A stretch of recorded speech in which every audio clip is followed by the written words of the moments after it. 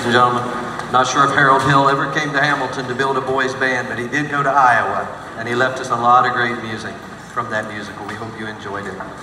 Our next piece, you'll notice that our chorus is coming back, and our dancers will come back as well. It's a piece that you know very, very well, and I'll warn you ahead of time. You know it already, but maybe you don't know this about it. This particular piece of music is a tune that has existed in this country for many, many years. Many generations have sung this to various words. But in early 1860, an incredible event occurred in our nation. We had a civil war, an American Civil War in this nation.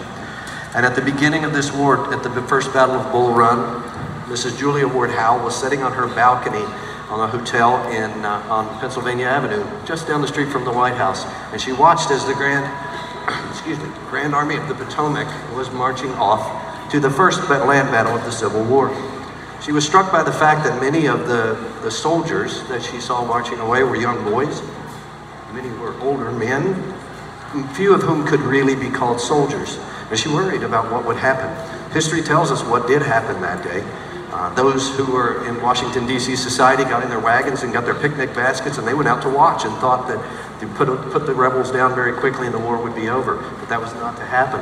In fact, the rebels won the first battle. And as the Army of the Potomac came limping back to Washington, D.C., she was very distressed about it. And she went back to her hotel and she went to bed that night.